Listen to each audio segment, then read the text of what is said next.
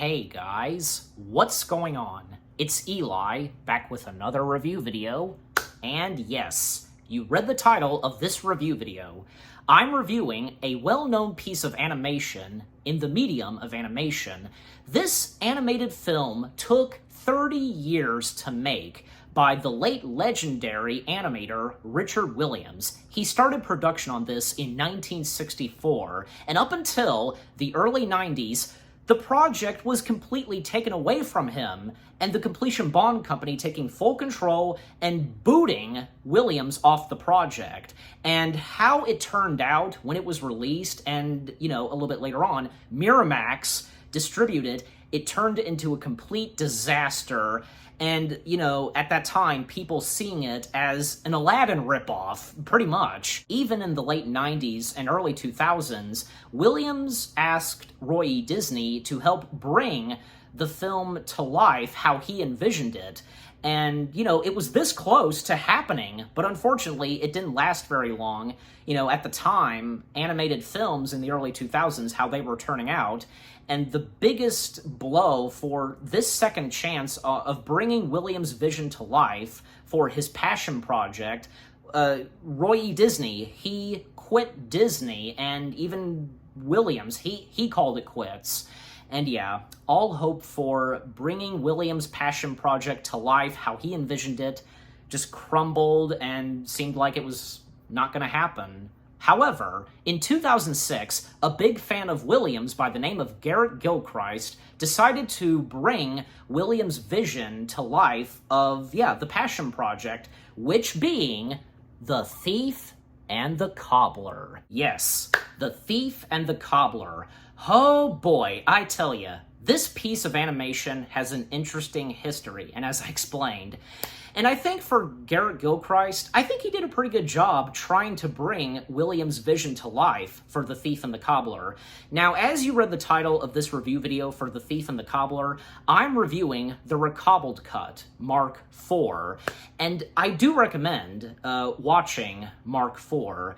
I had never seen The Thief and the Cobbler entirely. I've seen bits and pieces of it, and I just knew I had to watch Mark 4, and not say, watch the theatrical version that the Completion Bond Company and Miramax, completely, they turned it into a disaster. Why would you watch that? So, yeah, Mark 4, I think, being the best version of The Thief and the Cobbler. Just saying. I mean, there was Mark 1, Mark 2, Mark 3, and the latest, Mark 4. And, it's amazing because with new animation put in it and how Garrett managed to get some animators that, used to work on The Thief and the Cobbler, bringing them in and helping out, that's pretty cool, and it shows you Garrett Gilchrist being a huge fan of Williams. So I'll go ahead and read the description / the story. Animated, a princess and a shoemaker unite to save Baghdad, if I don't think I'm saying that word right, by restoring 3 gold balls to the tallest minaret. I hope I said that right. I really enjoyed the Recobbled cut, Mark 4. Garrett Gilchrist, again, I think he did a pretty good job with this, with the storytelling and, adding in pieces of animation that were obviously cut and, with the theatrical version, the disaster version. And, not to mention, I had no idea because, basically, our two main characters, the Cobbler and the Thief, and the Cobbler being named Tack, they don't really speak in this film. But with the theatrical version, they were given voices. I think it's obvious they were talking in their heads, basically, their minds. In the theatrical version, Matthew Broderick was the voice of the Cobbler, and for the Thief, he had a couple of voices. Well, actually, the Thief and the Cobbler, the two main characters of the film, they had a couple of voices. As I said, Matthew Broderick and the late Jonathan Winters, he did the voice of the thief. And the only words that the thief speaks is pop cultural references. You gotta have something, Robin Williams / Genie. It's true, Like, I remember one line that the thief says, and in fact, it's his first line. Good morning, Arabia. Yeah, so... even the late Eddie Carroll, the voice of Jiminy Cricket, he voiced the thief in one version of the film. So yeah, our two main characters, the thief and the cobbler, we first see the thief, and all he does throughout this film is basically just tries to steal things. If it's something shiny. Basically, yeah, like, most of the time he's stealing some things that are shiny. And Tack, the shoemaker / the cobbler, he's just a simple, harmless shoemaker / cobbler. And I'd like to point out, the thief, I thought the thief was going to join the main characters, for the adventure. But nope, he never does. He sometimes bumps into, some of the characters, most notably the cobbler, but, all he does is tries to steal shiny things and would follow the characters, where they're going. Take, for example, Scrat from the Ice Age films. He never meets / joins the main characters. He just happens to be, no matter where the characters are, and is very important to the plot of the films. So, yeah, that's a good example, so think of that. And the rest of the characters, there's the princess by the name of Princess Yum Yum. Yeah, that's a name. She had a couple of voices, being voiced by Bobby Page, Sarah Crow, I hope I'm saying the last name right, and there was also Jennifer Beals. Now, Sarah Crow, I think it's her voice that's in the Recobbled cut, because Sarah Crow voiced Princess Yum Yum in the 1992 work print. So I don't see why not. If, anything from the work print was used for the Recobbled cut. Just saying. There was also the king / ruler of the Golden City, King Nod. Yeah, King Nod. And yeah, King Nod, he too had a couple of voices. The original being Anthony Qualley, I hope I'm saying the last name right. And there was also Clive Reville. Yeah. He voiced King Nod in the re-edited versions. So, okay, that's his voice. And probably a most well-known character in this film, and which being the main villain / antagonist, Zigzag, being voiced by the late legendary horror icon, Vincent Price. Yes. And Vincent Price, he doesn't disappoint in this film. Like, anything that Vincent Price has done, like, he's really good, because he's Vincent Price. And apparently, he recorded his dialogue as Zigzag in the 1970s, yeah. And the fact that The Thief and the Cobbler, which came out around, like, 93 and 94, he passed away right before it was released. So... well, I mean, for this being one of his last films, and I think he brought a really good voice performance of Zigzag. And not to mention, Zigzag speaks entirely in rhyme. And not that I have a problem with it, and that's pretty impressive and very well done by Vincent Price, Every word that Zigzag speaks, it's in rhyme. There was also Princess Yum Yum's, like, Nana, because, like, Princess Yum Yum called her Nana, and, was helping Princess Yum Yum at times, like, making her bath and stuff like that. I think she is supposed to be her nurse. I don't know. But, yeah, so where the story goes, because, we first see the thief and the cobbler, and at one point the thief is trying to steal something from the cobbler, Tack, while he's sleeping. And we also get, Zigzag making his entrance in the Golden City. And at one point, Tack and the thief, they tumble on stairs, and Tack accidentally spilled some of his nails, and one nail hurts Zigzag's foot. And basically, Zigzag accuses Tack of attacking him, but no, of course he didn't. And it's obvious, because, and pardon my French, Zigzag being a complete dick, because, interpreting it as Tack attacking him and arresting him and, either executing him or throwing him into the dungeon. And even Princess Yum Yum helps out Tack by breaking off her shoe and, saying to her dad and Zigzag that, I need a cobbler to fix my shoe. And, Zigzag, like, he's trying to keep it together. Even at one point, his face turns red, And, yeah, because Zigzag, he has a complete hatred and grudge against Tack, basically. And even a little bit later, Tack and Yum Yum, they quickly find each other cute, and, their cheeks, blush and stuff like that.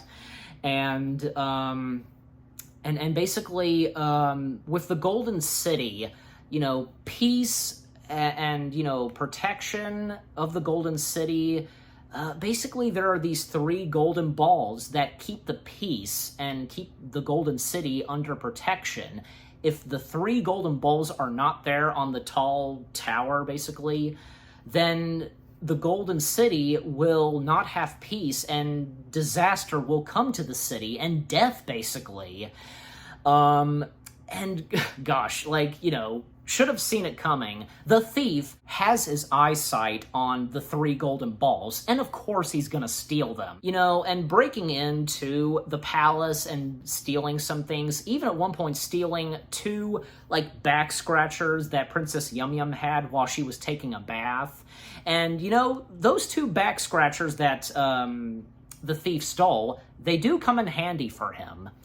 And, the thief trying to steal, his attempt to try to steal the golden balls, and, of course, he successfully steals them. But before that, and, before I talk about that some more, a little bit earlier, after, the thief, he stole something from Princess Yum Yum, and, he at one point bumps into Tack and snatches the shoe that Tack was fixing.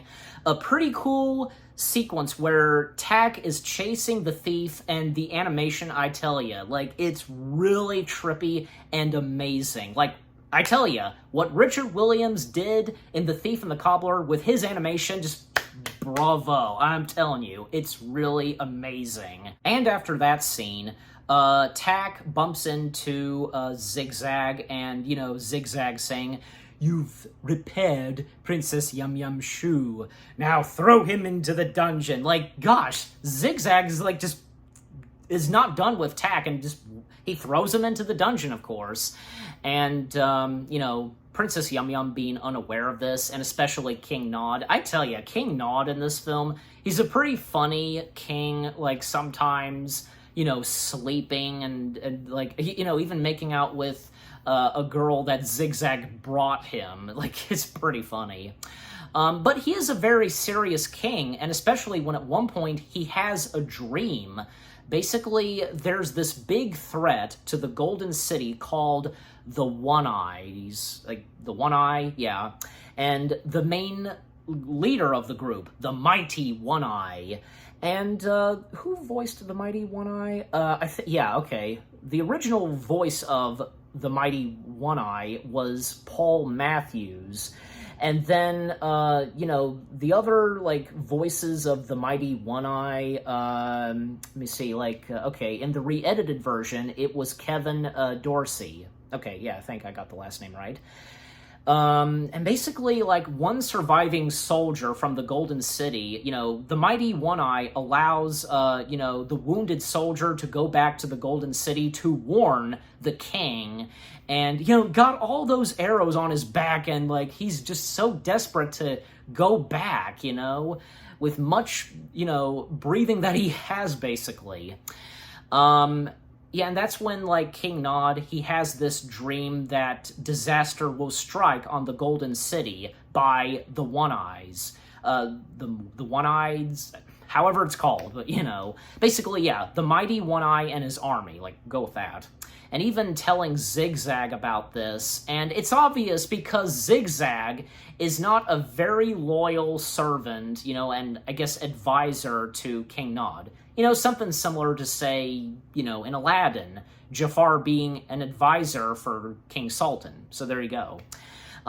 We also have Zigzag's pet bird, Fido, and Fido being voiced by the late legendary, where is he?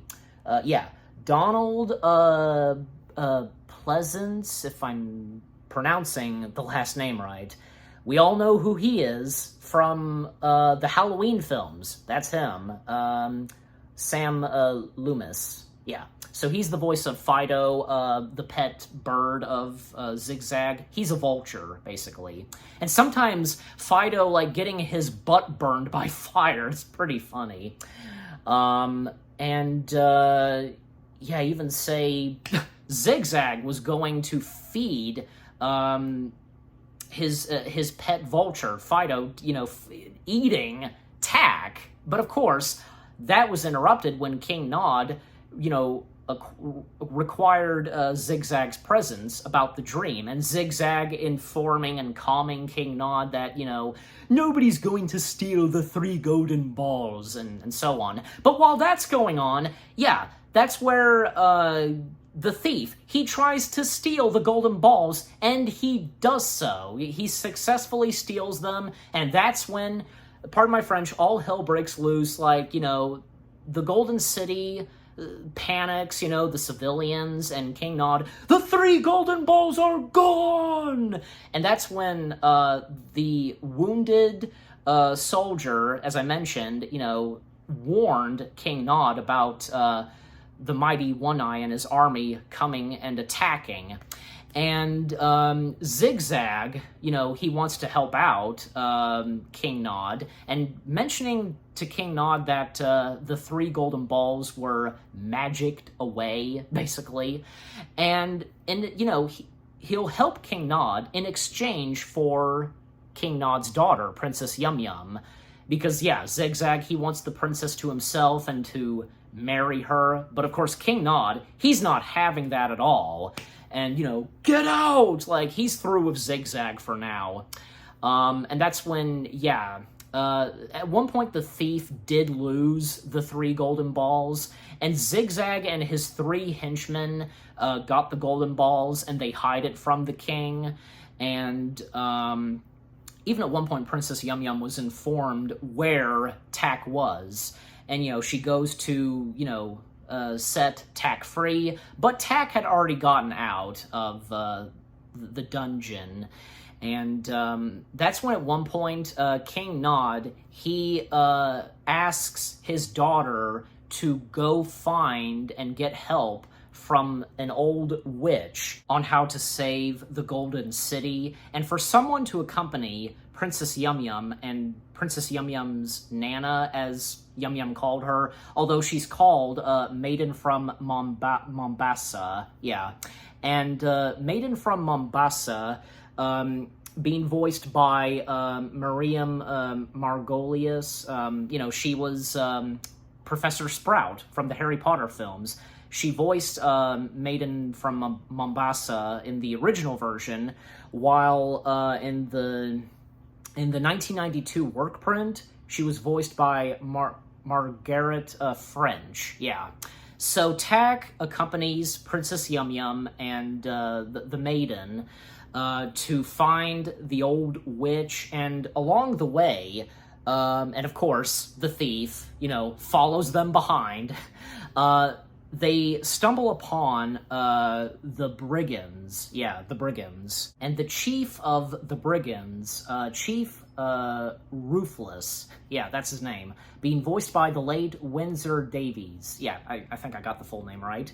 It doesn't take too long for Princess Yum Yum to ask them to come along with them and to help them and become bodyguards for them. And yeah, they're these like funny, lovable, giant, I don't know, trolls, I guess you could say. They're called brigands, but still. So they come along with them, and they, of course, come to where the old witch is, and the witch being named Mad and Holy Old Witch. Those who did the voice of the witch, being Toni Collette in the theatrical version. There was also Joanne Sims and Moana Marshall. And also, Moana Marshall and Toni Collette, not only did they voice the witch, but they also voiced a nurse. So, yeah. So they ask the witch, how to save the Golden City. And the answer on how to save the Golden City is Tak. He's the answer to saving the Golden City. He is the key element, well, you know what I'm saying, to saving the Golden City and evil that dares attack the Golden City. And with that going on, once again, the thief trying to steal something nice and shiny, and even say at one point flying. And a little bit of Night on Bald Mountain is played right before he takes off. And that's another thing. The music in this is pretty good. Like, I think it fits really well in the Recobbled cut. And if it was any piece of music that was considered for The Thief and the Cobbler, I don't know, I'm just saying. But with that going on, we find out that Zigzag makes an alliance with the mighty One-Eye and his army. And, his first attempt was a failure. And, they threw him in to be fed by the Gators. But, Zigzag makes friends with the Gators. And, he's not giving up on, making an alliance with the mighty One-Eye and his army. And, he successfully does so, planning out the attack on the Golden City and how Zigzag is going to get Princess Yum Yum, all that stuff.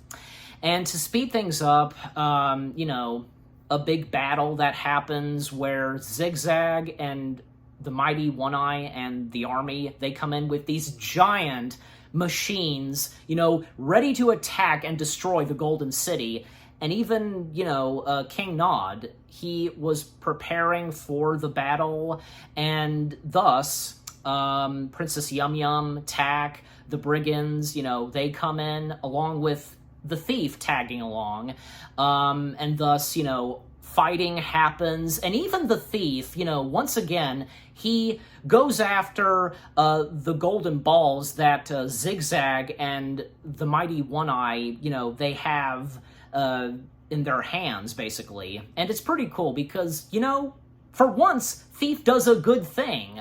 Saving the day and, stealing the golden balls from Zigzag and the mighty One-Eye and his army. And by the way, remember that I mentioned that the thief had those back scratchers that Princess Yum Yum had for her bath? Well, at one point when the thief got back in the palace, he was trying to steal something that was green and, very shiny and sparkly.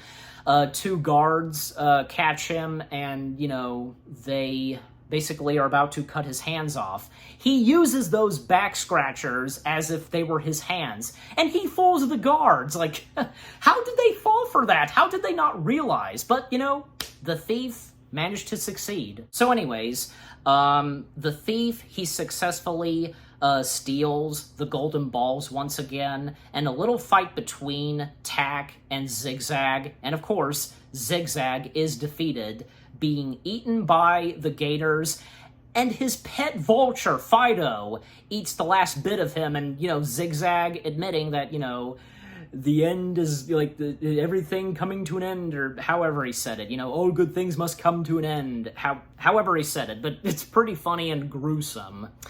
And the mighty One-Eye and his army, they're of course defeated, because at one point, Tak, with the nails that he had in his mouth, and that's a nice detail, because throughout the entire film, he always had a piece of a nail in his mouth, like if it was 2 pieces or 1 piece. And it's really cool because it looks like he has a mouth, like smiling or stuff like that. And one nail goes back and forth, and pardon my French, all hell breaks loose for the mighty One-Eye and his army, because every contraption, every weapon they have starts to, like unleash, and yeah, it basically defeats the mighty One-Eye and his army. You get my point. Smart move and good thinking for Tak. And right after that, and at one point, Tak and the thief, they fight over the 3 golden balls. But then the thief, he gives up on the 3 golden balls. Like, he's done. Like, he's done trying to steal the 3 golden balls. For once, he gives up on trying to steal something. But, still, the thief became a hero stealing the 3 golden balls, as I said, from Zigzag and the mighty One-Eye. And thus, the Golden City is safe and sound, peace brought back, and Tak and the thief, they're crowned as heroes, and Tak and Princess Yum Yum, they get married, and Tak, of course, becomes a prince, and they have their happily ever after. And finally, we hear Tak speaking, because when Princess Yum Yum says, "I love you" to him, he says in return, "I love you too." And yeah, that was perfect, and for him to finally speak, you get my point. And after they kiss, we get a shot of the Golden City, and the words "the end" show up, and, the thief, he pops up, he steals the words "the end," and he steals the whole film reel. That's a funny way to end the film right there. And just like, say, in the ending to Aladdin, Genie, he breaks the 4th... And just like in Aladdin, where the ending to it, Genie, he pulls up, an animation reel, and he says, "Made you look," like, breaking the 4th wall, basically. Like, that is pretty funny. The recobbled cut of The Thief and the Cobbler, Mark IV. Again, I thought it was pretty good, and Garrett Gilchrist did a really good job bringing us a really good version of the film, and did his very best, bringing Richard Williams' vision of the film to life. You get my point. And how do I rate the recobbled cut of The Thief and the Cobbler, Mark IV? Good question. Why not? I'm giving this, 8 out of 10 stars. 8 out of 10 stars for the recobbled cut of The Thief and the Cobbler, Mark IV. And what about you guys? Have any of you seen the recobbled cut of The Thief and the Cobbler, Mark IV? What did you think of it itself, and what did you think of my review? Leave comments and give this review video a like, as always. So, with all that being said, thank you very much for watching. I hope you guys enjoyed my review of the recobbled cut of The Thief and the Cobbler, Mark IV. More review videos coming your way. They're going to be awesome. Keep looking forward, and I'll see you guys in the next video/review. And stay tuned later this week, because the next film I'm going to be reviewing, basically, it's directed by Spielberg, and it stars Cruise. You probably know what I'm talking about. Stay tuned for that. Take care, and peace out.